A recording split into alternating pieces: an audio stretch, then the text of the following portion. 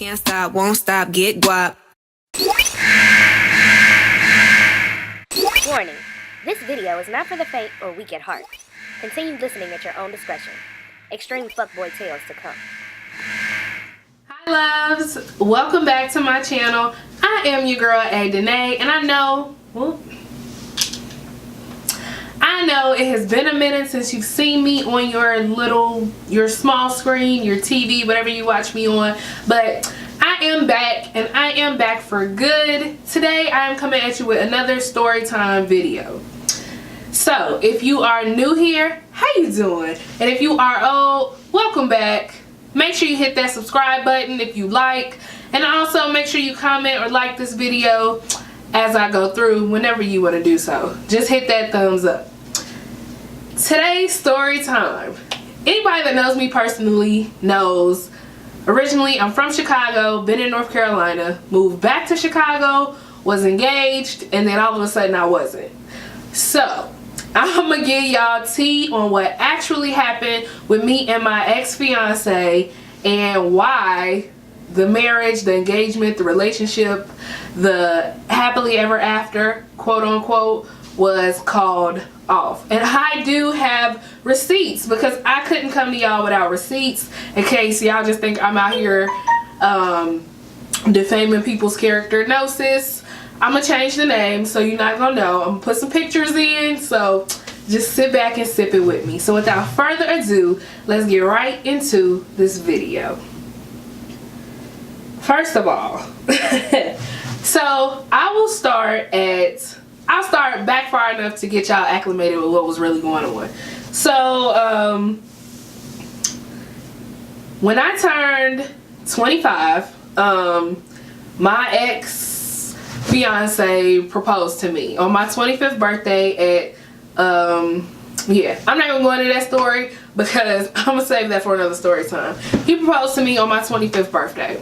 I said yes, and ta-da, we was engaged. So from there, of course, you know, as a female, you geeking, you engage, you're telling everybody, like, I'm like, okay. So, you know, normally I don't think I posted heavy of us on social media, but I posted. But after that, I was like, this about to be my husband, why it matter? After that moment, it was like one of those. It was at this moment that he knew he fucked up. That was that moment when I said I do, or not I do. Woo, honey, we didn't get that far, and I'm glad I didn't. When I said yes, at that moment, I knew I effed up.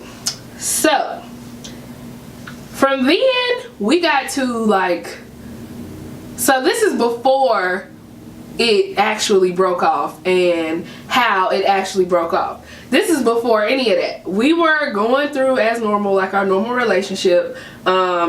I had graduated from A&T, Aggie Pride, with my master's. And I was like, you know, I want to move to Charlotte because all the jobs was in Charlotte. I had got a job. It was in Charlotte. So I was like, yo, I'm going to just call him, I need a random name, Eric. Whatever. I was like, Eric, let's move to Charlotte. He like, no, I work in Greensboro, I'm like, yo, your job ain't really, like, no shade, but his job wasn't like a career move. So I was like, you can get that in Charlotte.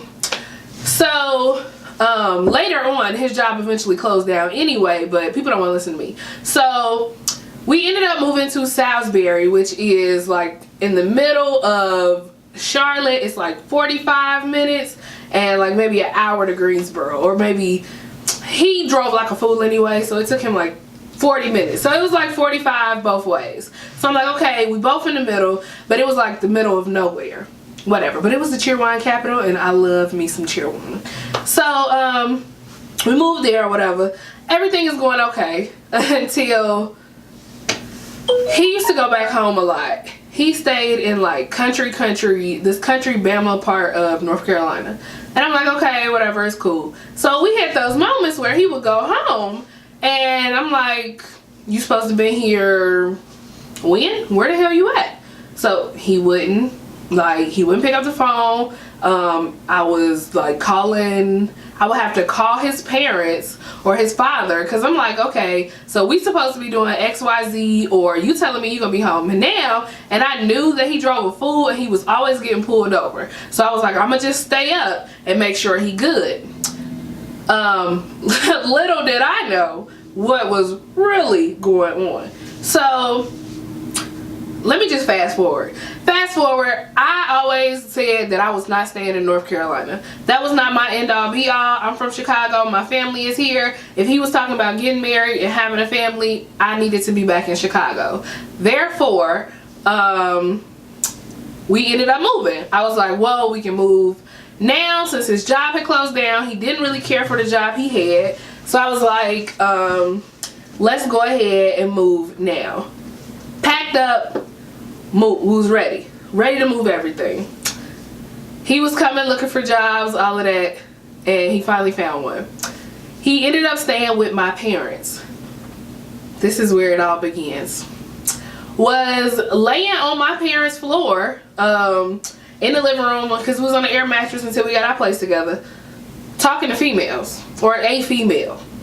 So for his birthday, which was Christmas Eve, I was like, yo, surprise, we're gonna drive back to North Carolina, because, you know, I knew his family was there, etc. So we drive back, and we get there. He used to like those Smirnoff ices or whatever. He was a lightweight when it came to alcohol, so like 4 Smirnoff ices and he was tore up. Don't make no sense. Or some Crown apples. So we would play Call of Duty. We came back. I still had my apartment down there, so I'm like, cool, we all good. Go down there. Was supposed to go to his parents' house the next day. I'm up going through his phone. Some female is like, oh, happy birthday, boo. Bitch, what? So he gets drunk and whatever, I let him do whatever. This was before I knew who he was texting. So he gets drunk and he's passed out on the bathroom floor. We had a conversation a while back where he had gave me the password to his phone. I never saw fit, like, until that moment to use it. So I was like, let me, you know, see if this password really works. So I go in the phone, and lo and behold, it's messages from some chick that's like, oh, boo, happy birthday, I can't wait to see you, da da da. The chick turns out to be in Greensboro. Turns out, the fact that she was in Greensboro had me heated.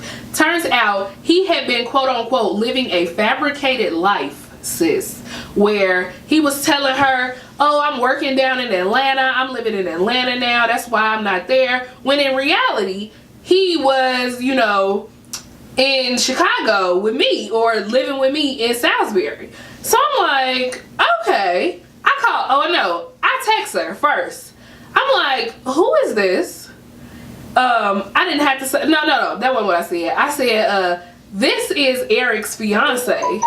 Who is this? She was like, oh my God, his what? That's when I said, you know what? I'm gonna call her. So I call her. I'm like, who are you? She's like, I'm so-and-so. Now that was just a phone conversation, so I don't have that. But it gets worse. So she's like, I'm so-and-so. I've been talking to him. He been telling me that he was in Atlanta, and that's why we couldn't meet up, blah, blah, blah. I was like, when the last time you saw him? She was like, he dropped me off at work. He dropped her off somewhere.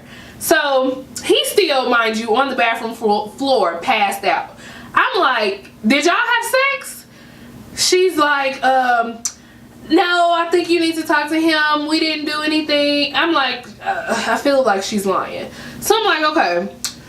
She's like, she's on the phone like, oh my God, I'm so sorry. That's not me. I don't do this. I didn't know he was engaged. He lied, da da da. So eventually I called my parents.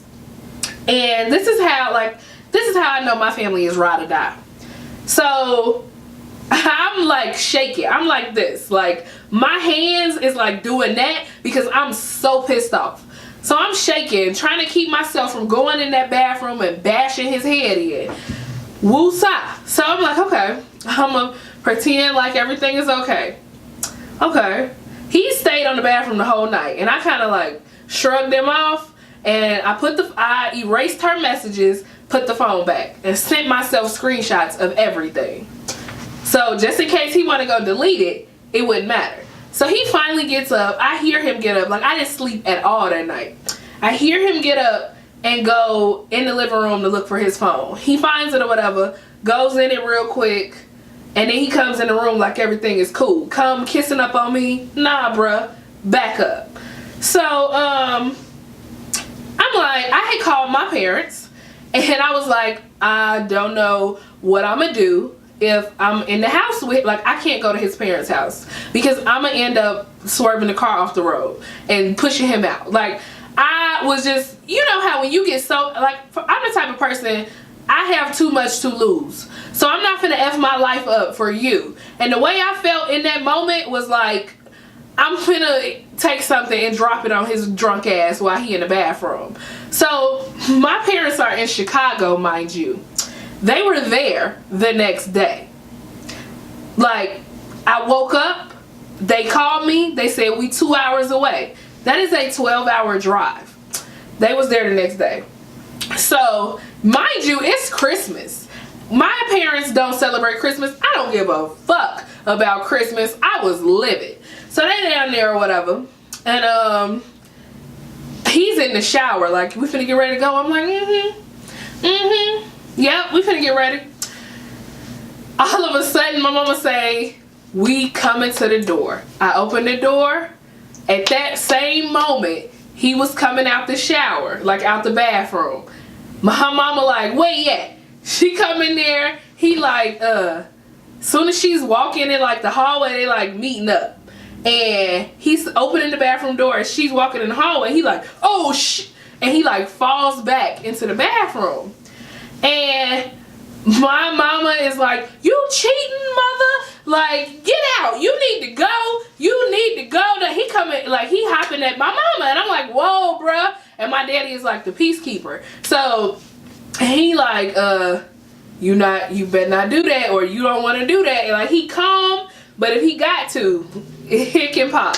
So eventually he was like, you need to call your people to come down here and get your stuff, and you need to get out. And like, we went through hours, like back and forth of us talking in the bathroom, his family calling me like, he loves you, it wasn't nothing. I have found a video of him, somebody having sex in the backseat of the car. Now, the video seemed to be old because after I did my investigative duties, her kids are like big. The video had like car seats and stuff in it. So this is when I say I was dumb. Like, I'll admit I was the stupidest thing walking. I took him back and we proceeded. Like, nothing felt the same after that, and I should have just let it ride. But I took him back.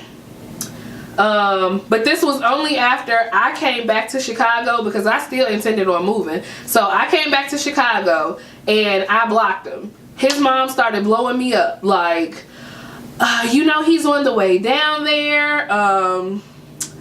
He is trying to come, he's like trying to come get you. He's been sleeping in the parking lot of a truck stop and all this other mess, which later I found out was a lie, because we're gonna get to that later.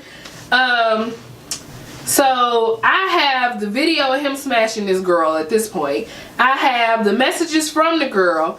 I have the girl who I spoke with, and she's in Greensboro. He was working in Greensboro. So it ain't no telling what you was doing all that time. So he comes back to Chicago. He had started a job there. He had been supposedly sleeping at the truck stop at that time. That's what I believed. I'm like, oh, you know, he came back for me, blah, blah, blah, like a dumbass. And then eventually he kept saying, so the reason we ended up talking again was because his mama called me and she was like, he's talking about driving off the mountainside and please talk to him. Like, she's calling me frantic and I'm just like hanging up, like, no. So eventually I was like, you know what, whatever, I'll talk to him. So I talked to him, try to talk him off the ledge, so to speak. And eventually, like, we start talking again.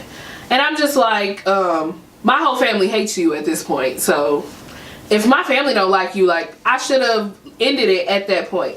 But it lasted. But the story only gets worse. So I was set to start a new job because I was moving and I couldn't keep my same job in North Carolina. So I think it was like my second week at work.